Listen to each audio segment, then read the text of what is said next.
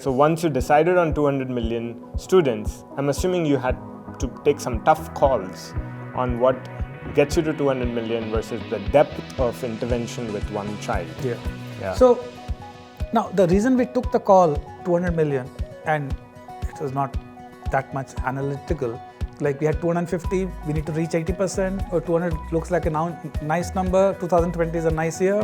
So by 2020, we'll reach 200 million, let's go for it.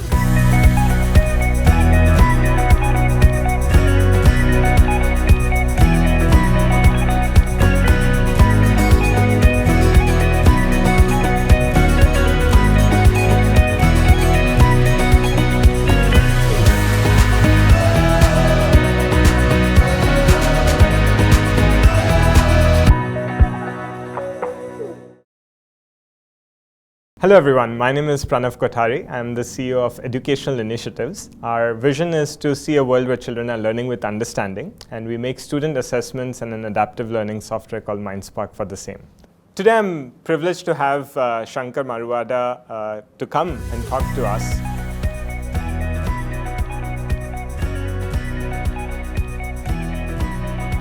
He started his career with market analytics, and is the person who actually named AADHAAR. It's something that we all use every day. And after the successful launch of AADHAAR, he is also the co-founder and CEO of EkStep Foundation, through which I've done a lot of work as we sort of get children to learn with understanding, and EkStep's vision of having 200 million students master foundational literacy and numeracy. In this conversation, I'm curious to ask him as to the design choices he made as he made multiple pivots towards that destination. And I want to know what were the highs, what were the moments of realization. I just finished reading his chronicle of the EkStep journey and would love to sort of piece out what's a seed, what's a tree, what's a forest, and what those analogies are, things that we can learn from today. So really excited for this conversation. Shankar, such a pleasure to have you here. Thank you for joining, and I look forward to our conversation. Thank you for joining. Pleasure to always have a chat with you. Actually, the title Seed to Forest is inspired from a Hindi poem I remember reading when I was in my school days, which is around the desire of a flower. So if you think about it, normally a seed grows up to become a plant, right? What if the ambition or the desire of a seed is not to become a plant, but to become a forest and lose itself in the identity of the forest?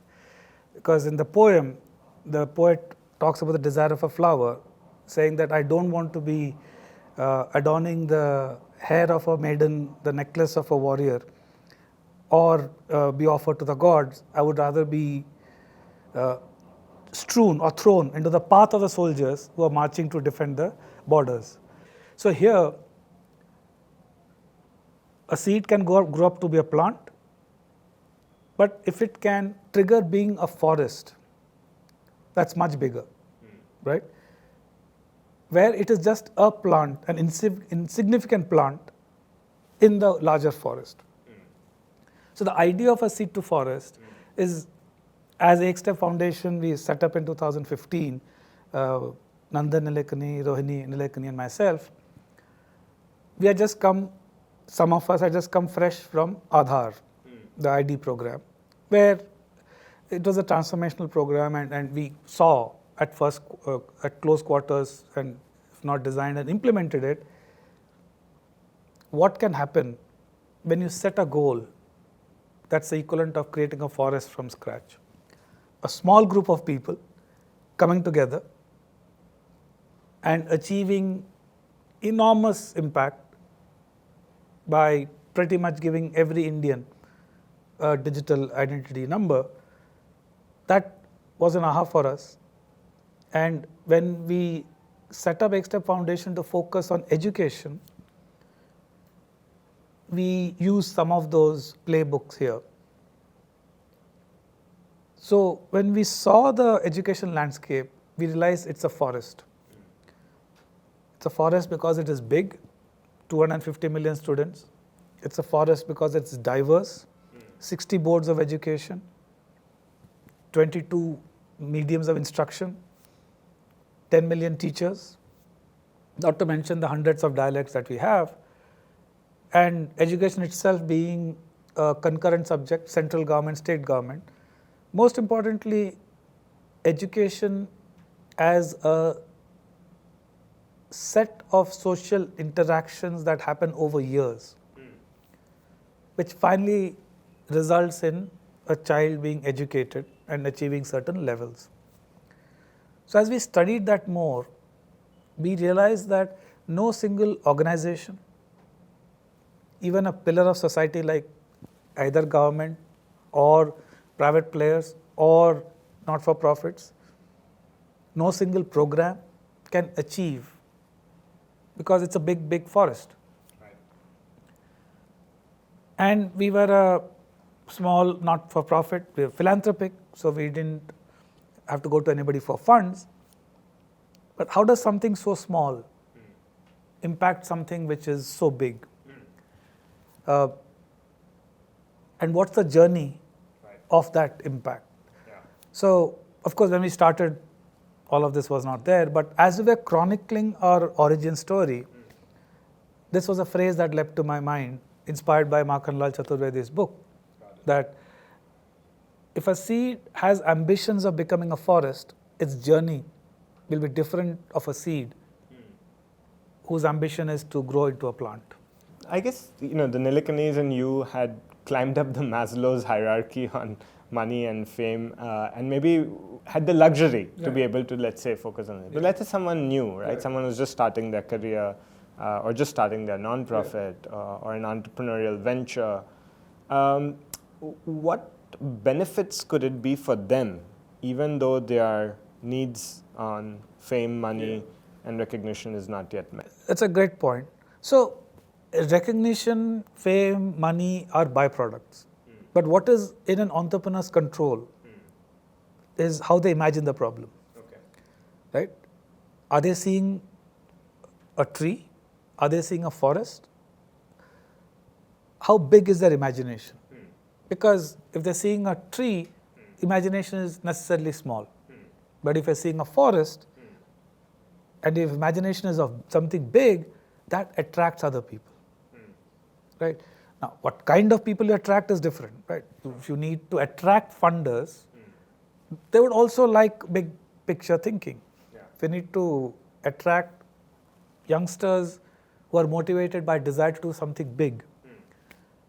So, imagination is something that an entrepreneur can control. As Nandan likes to joke, whether you solve for 2 million children or 200 million children, the amount of thinking is the same.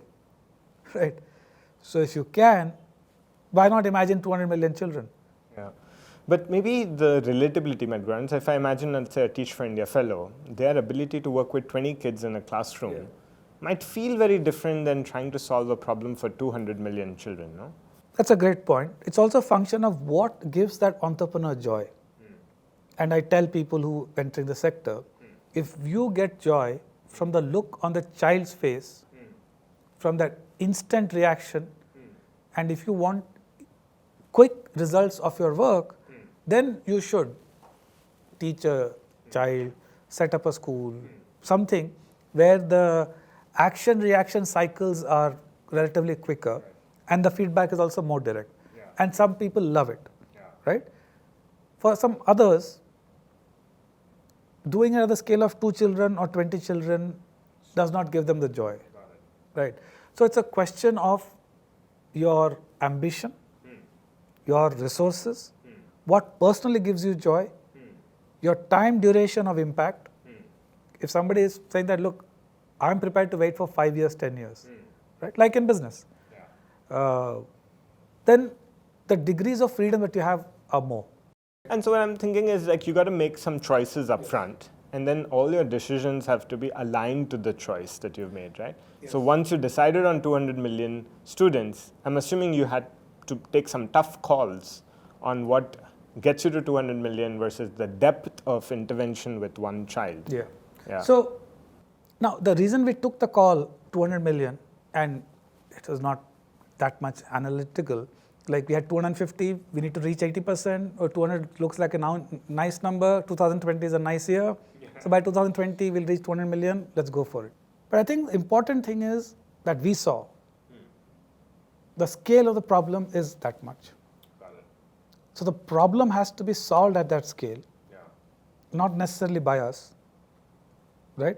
So working backwards from how big the problem is, and to solve the problem, as Rohini likes to call it, we need Sarkar, Samaj and Bazaar coming together. Correct. We, because we have philanthropic money, and we're not doing it for fame or money or whatever, can we facilitate others to solve the problem? So we are not solving the problem, because at 200 million scale, you cannot solve the problem in 5 years. Right. And that's again part of when we studied the forest with so many wonderful players. And I remember one of the first few people we met was actually Sridhar. So he started telling us about the complexity and some of the others, Rukmini, Madhav. And so we realized that this is big and complex. So like again in AADHAAR, the reason it is called AADHAAR is AADHAAR means foundation. And our thinking right then was identity as infrastructure for the others to do. So if you think about it, AADHAAR in itself does not solve too many problems beyond giving you a 12-digit number and proving you are Pranav Kothari. But because of that, you get a bank account faster, telecom account faster, you get your benefit schemes, you get your scholarship. You remove a lot of friction in the system. You get a lot of friction. Others can innovate on top. Yeah. Yeah, I remember I was speaking to Nikhil Kamath of Zerodha, and he said that like today, in 30 seconds, they can onboard someone who wants to invest in stocks, previously which would take them days. And that has really enabled a lot of their success thanks to this. So even in 2009, when we were designing, it was, the idea was once you lay the infrastructure and everybody has an identity number, the innovations that can come on top, right, is what will sustain it and add much more value to society than the government only issuing an identity. So the approach of do something very minimal at scale means, going back to your point, you can't go in depth. Like you said, you created a digital public infrastructure on which others could sort of. And whose job is that? I mean, in the traditional system, there was a job of the government to provide. There was a job of the business to generate. There was a job of the nonprofit to sort of serve where business wouldn't. This concept of creating a shared public good, right? Whose job is it? Like, why did you do it? Who will do it in the future? How have others replicated some of this? Right. So if you define infrastructure as that, a road is an infrastructure, as that on which others build on, others innovate to create much more value, but the infrastructure reduces friction to solutions, reduces friction to innovation. Everybody doesn't have to build the road. Today, we don't carry firewood with us and convert it to fire to give ourselves heat, right? We just plug into something. Someone created that electricity grid. To go back to your question, so infrastructure creation, the government is best built to do it. Okay. Why? Government's mandate is inclusion. It's supposed to give services to everybody. Two, infrastructure often requires a lot of investment with no immediate return, right? So infrastructure we understand, roads and ports and airports and power grid and all. Government does it, or it can still be done private, but everybody should get access to it. Digital public infrastructure, a term that's gaining currency over the last 5-6 years, is something new. It requires risk capital that is very patient, and risk because chance of failure is high.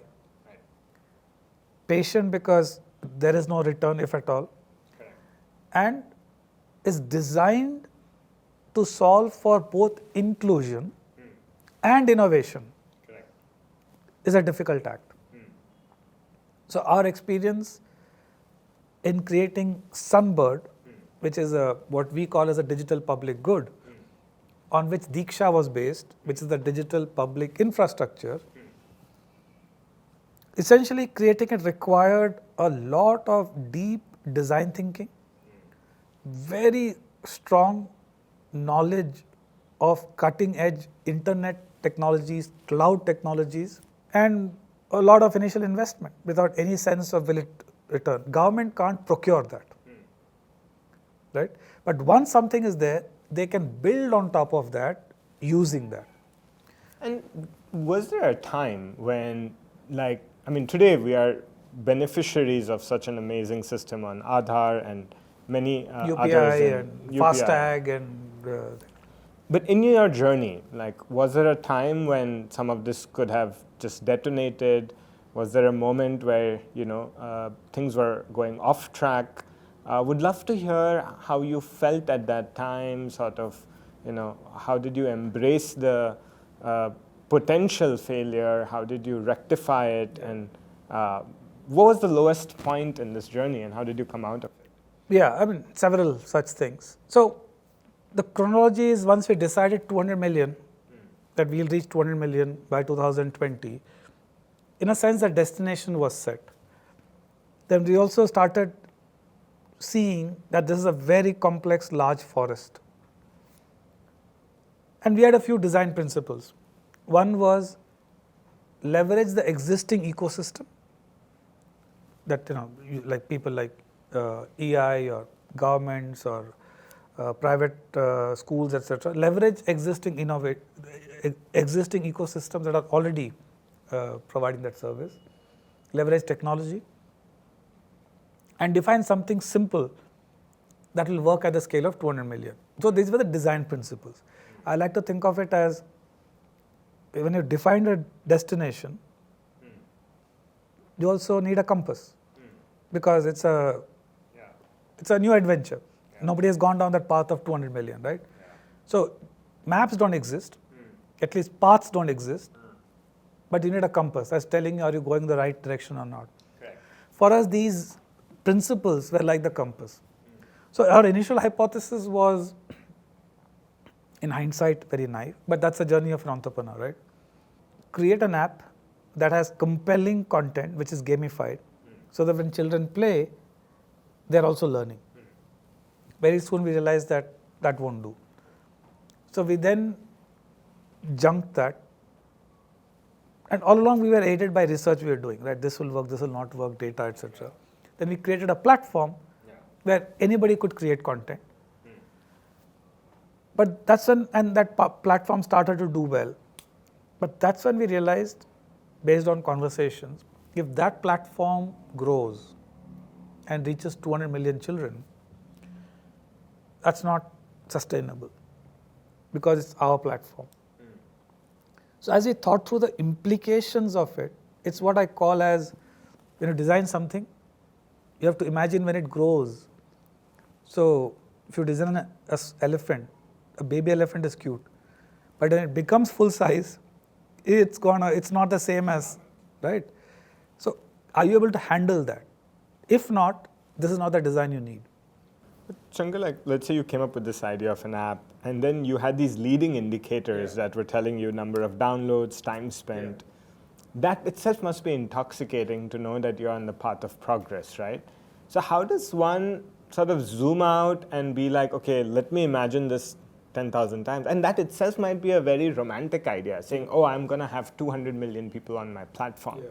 It's really hard at that point to pause and be like, oh, but what does it mean in terms of this, and give up on that idea? No, I can just imagine the adrenaline rush to put a break on that, to pursue something else. This sounds a little Actually, you're right.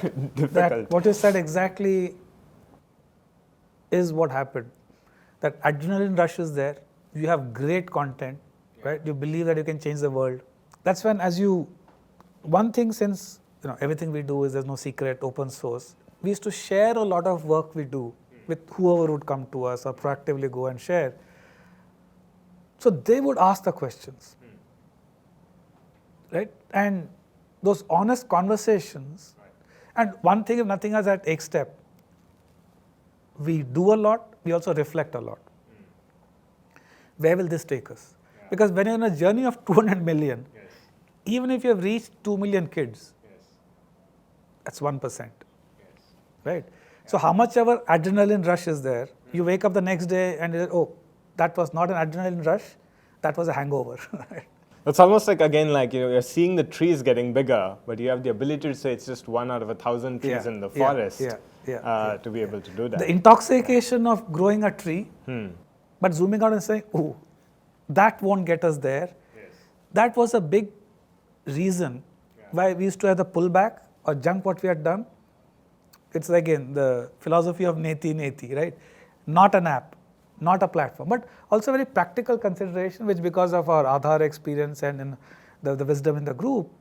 I liked what you said about sort of convening and getting others to get feedback. And thanks to EkStep, I've been to your office so many times. I've been part of those meetings. Yeah. You've graciously sort of both incorporated some of our content into your platform. You've given us tough feedback when we were on our own trip. But I remember that, like, you on the 4th floor, you would convene people from 8 to 10 organizations. You'd do these design thinking workshops. You'd have these life-size charts, and you would create the forum to have an open conversation, especially on shared public goods, right? Or things that can be in the public domain for free. Because up until then, everybody wanted to claim credit for the number of beneficiaries that they had directly touched. And I think what I hear you is that even though you have leading indicators that might intoxicate you on the growth, the moment you get naysayers and sort of people who agree with you all sort of debate, that helps you align on what metric are you really chasing.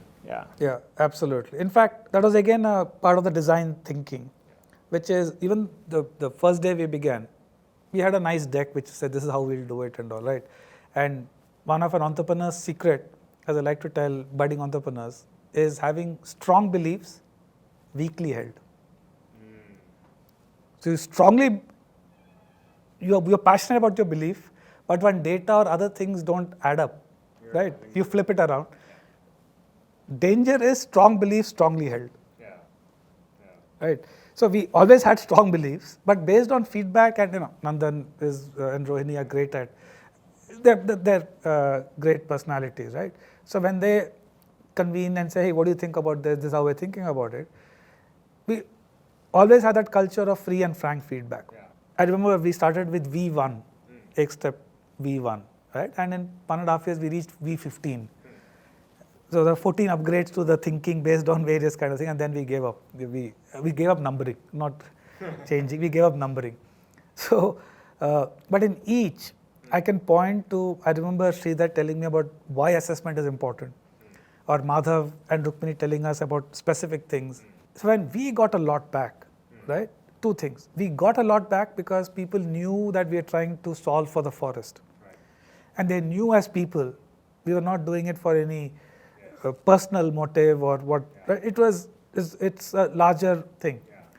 So the big tent that 200 million created also made others, Sarkar, Samaj, Bazaar, realize if these guys get close to their number, that's going to benefit us. Shankar, I've always been amazed at the difference in approach that you have taken towards content. Like, we have always prided ourselves on following a process, experts looking at it. Sridhar doesn't let anything out the door unless version 7 is perfected. Whereas you've had a philosophy of let more people participate, let it come out there, let usage get started, let's remove static friction. Would love to hear about what's on your mind in this. Yeah, another great question. So this encompasses at EkStep what we call as +1 design philosophy. When you're dealing with scale, when you're dealing with multiple systems which are part of an ecosystem. A board of education like ICSE, CBSE is a system, right? A school is another subsystem within that. Each of the systems have a certain capacity and a certain pace of change that they're capable of, and a certain relationship with quality. Remember, quality is subjective, right? So when EI is putting its content, it's putting its stamp on it, right? So it's EI's reputation. So if you have a board of education, like a Maharashtra board or a government of Karnataka board, that has a certain perception, that has a certain capacity to create digital content or any kind of content. And that works for their customers, their consumers, the audience. So when you're asking someone to change from physical to digital, when asking, in a sense, you're trying to upgrade the whole system. And when the system is at massive scale, it's the equivalent of, I want to move you 10 paces. I can get you to move 10 paces. But if there are a million of you, getting you to move 10 paces might create Brownian motion, because everybody will go in different direction, right? But if I can tell all of you, look that way and just move one step in that direction, doable. So when we design for large scale systems, you always figure out what is that one step that the whole system can take, which is irreversible, but yet is transformative. Yeah. And this is, what we're talking about is on user behavior or human behavior change. What is the one small change in behavior that they can take that's irreversible and transformative in the right direction? Yeah. And what would motivate them to take that one step? Even if it's one small baby step, like why? What's in it for them? They should see something. So it's +1 design has two parts. One is the effort, small effort. The second is a reward. So I define +1 as practical yet radical. I define +1 as familiar yet mind-opening. So I'll give an example of that. When we designed the QR code idea for mass scale, it was QR code plus camera leading to digital from a textbook. Textbook is familiar. QR code by then was familiar. Using a QR code also familiar. But the aha, that by doing so I get digital content connected to my textbook, my chapter, which is blessed by the same guys who created the textbook, was an aha. And how did you get there? I mean, how does this utopian thing of EkStep, like, is it just a design thinking series of workshops? Like, how do we do more of these? Yeah. So, in the case of energized textbooks, it was pretty much 6-month intensive process to design it so that the entire country, different boards can do it. But the idea was something which we had a sense of almost 2 years. But we didn't do anything about it till a lot of other things that we worked did not work. A lot of other things that we worked on did not work. The clock was ticking. And then when the government reached out to us, we tried this out. They loved it. Parents loved it. And that combination of feedback from governments, school teachers, parents convinced us, and it was specifically December 2017, that we said, okay, this looks good, we're going to go all in. After that was intense design brainstorming as to how to make it work, and you have to go down to the nitty-gritties. What is the GSM of paper of every textbook all over the country? Minimum size is 70 GSM. So what's the size of QR code where a cheap smartphone camera can still turn out to be 2 centimeter by 2 centimeter? Okay. Once you have the basic idea, intense design, because you want it to be used by the lowest capacity system on a day-to-day basis. That's a very intensive process. And that's where having multiple stakeholders, stress testing your design helps. And Shankar, how much of a bottoms up, which is sort of, let's say, where users, students, teachers see value in this, versus a top down, where you got the Prime Minister's office or a Chief Minister or Principal Secretary of Education to like, how do you think about bottoms up, tops down? I don't know if there's something left and right, to be able to get that nudge for people to take that big step. You're right, you have to do both bottom up and top down. Top down is policy, Top down is resources. Top down is institutional structures, because finally they have to implement, scale and sustain it. So you need that. And at every point in time, at the top, there are a few priorities that they're willing to invest in. Bottom up, we have to think about the day-to-day habits, practices, mindsets, belief systems of the various stakeholders like teachers, parents, headmasters, the textbook makers. They all behave in a certain way, and it's quite diverse. Because finally in day-to-day usage, you have to think bottom up. But for sustainability, resourcing, leveraging the institutional structures, the distribution, you have to think top down.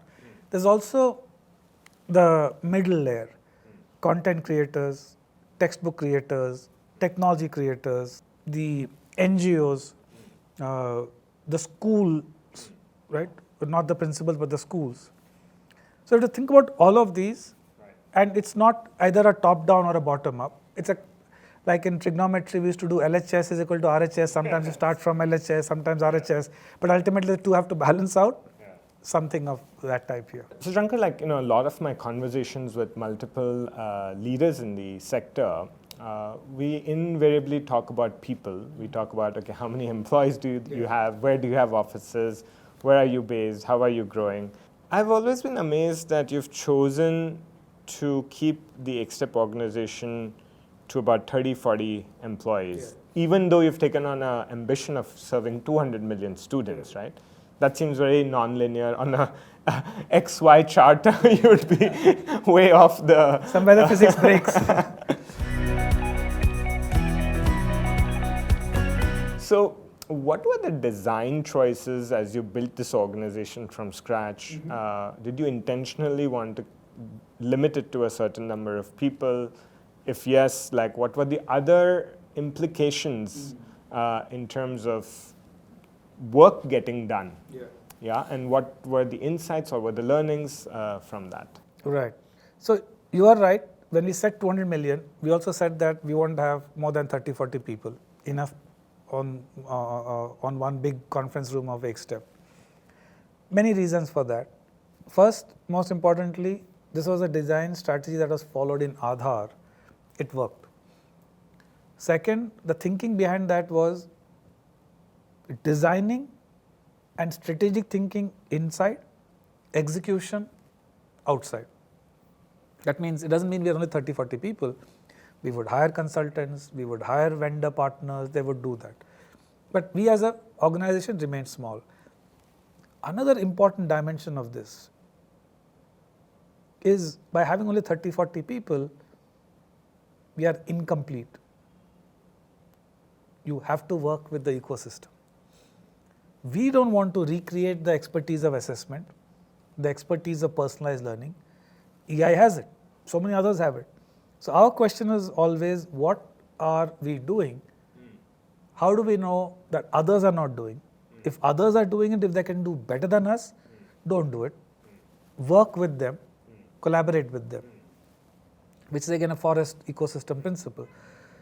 So, but that also is very frustrating because you can move at the speed of technology, you can move at the speed of your organization, or you can move at the speed of trust. Speed of trust is always slowest.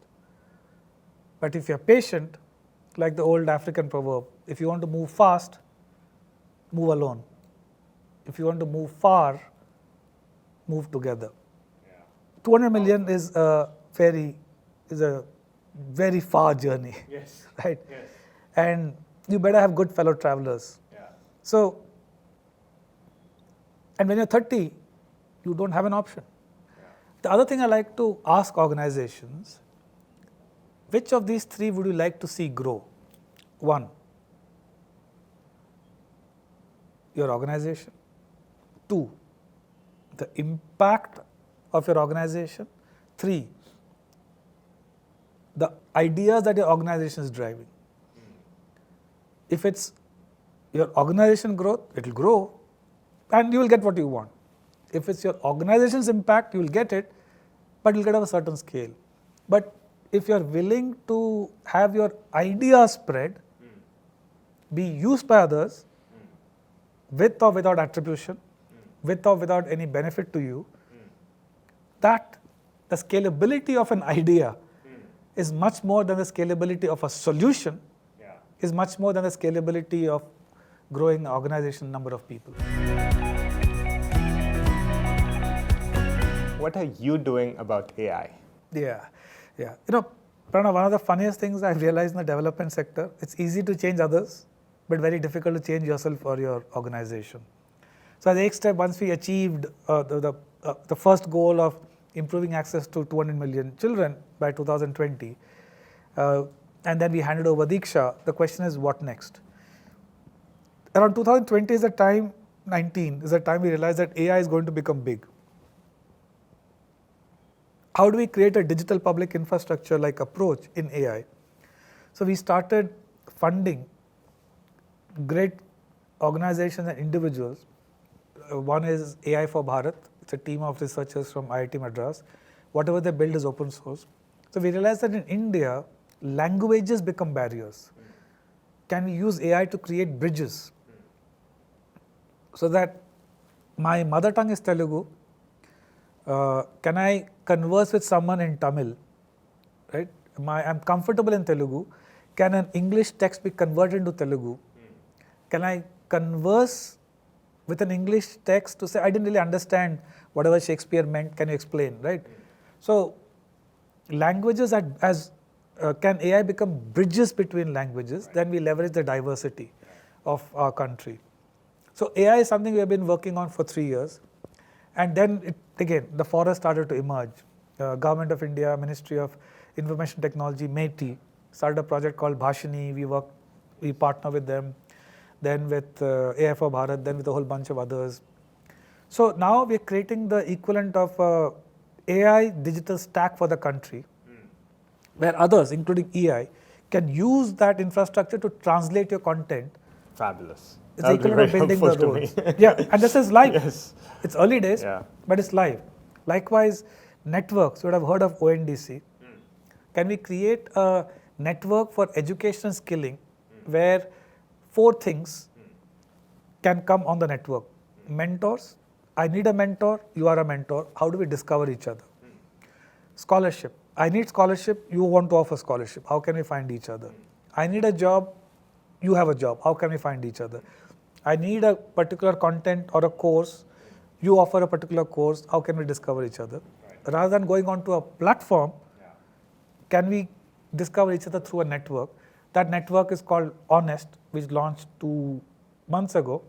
That's a Honest without the H, open networks for education and skilling transaction.